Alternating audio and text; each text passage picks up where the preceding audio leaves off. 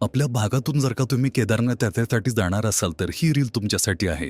यामध्ये मी तुम्हाला बजेटमध्ये केदारनाथ धामला कसे जाऊ शकता हे सांगितलेलं आहे. तर सर्वप्रथम आपल्याला कोल्हापूर, मिरज, सांगली, कराड, सातारा या भागातून गोवा एक्सप्रेसने हजरत निजामुद्दीन दिल्ली इथं पोहोचायचं आहे आणि या बजेट ट्रिपसाठी तुम्हाला थर्ड एसी किंवा स्लीपर क्लासचं तिकीट बुक करणं आवश्यक आहे. दिल्लीमध्ये पोहोचल्यानंतर आपल्याला मेट्रोनं जायचं आहे ISBT काश्मीरी गेट बस टर्मिनसवरती. इथं आल्यानंतर तुम्हाला उत्तराखंड परिवहन बसनं ऋषिकेश किंवा हरिद्वारपर्यंतचा प्रवास पूर्ण करायचा आहे. दिल्ली ते हरिद्वार तिकीट आहे 500 ते ₹550 आणि अजून ₹50 एक्स्ट्रा पे केले तर तुम्ही दिल्लीतून थेट पोहोचता ऋषिकेशला.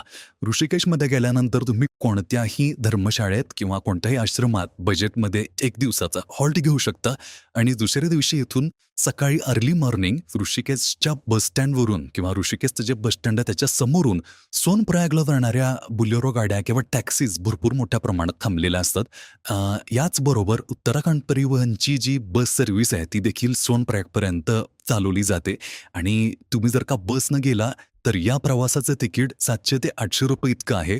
गव्हर्नमेंटची बस नाही मिळाली तर तुम्हाला रेड बसवरती घारवालच्या बसेस मिळतात. त्याचं देखील तिकीट 700 ते 900च्या आसपास आहे आणि तुम्हाला बसनं जायचं नसेल, ग्रुप असाल तर तुम्ही टॅक्स करून देखील जाऊ शकता. या सर्वच गाड्या तुम्हाला नेऊन सोडणार सोनप्रयागच्या बसस्टँडपर्यंत किंवा बस अड्ड्यापर्यंत आणि इथं पोहोचल्यानंतर तुम्हाला गौरीकुंडला जाण्यासाठी बुलेरो टॅक्स मिळून जाईल, ज्याचं तिकीट 70 ते 80 इतकं आहे आणि एवढा संपूर्ण प्रवास केल्यानंतर तुम्ही पोहोचणार आहात गौरीकुंडला म्हणजेच केदारनाथांच्या बेस कॅम्पवरती आणि इथून आपला खरा ट्रेक सुरू होतो. जवळपास 13 ते 14 तासांचा हा ट्रेक पूर्ण केल्यानंतर आपण पोहोचतो साक्षात केदारनाथांच्या दरबारात.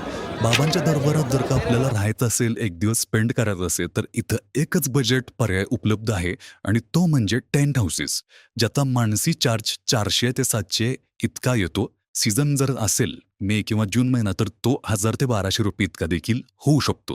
तर मंडळी अशा प्रकारे एकदम बजेटमध्ये तुम्ही केदारनाथ ट्रिप ही आपल्या भागातून करू शकता. तुम्ही जर का ग्रुपमध्ये गेलात तर ही ट्रिप नुसती केदारनाथ पुरतीच मर्यादित न राहता तुम्ही ग्रुपमध्ये बद्रीनाथ आणि तुंगनाथ हे देखील करू शकता आणि सर्व हा तुमचा खर्च मिळून जवळपास 10,000 ते 12,000 इतका येतो आणि परतीचा मार्ग जेव्हा तुम्ही प्रवास करणार असाल तेव्हा देखील तुम्ही जाताना जो रूट फॉलो केला सेम तोच रूट तुम्ही येताना देखील फॉलो करणार आहे.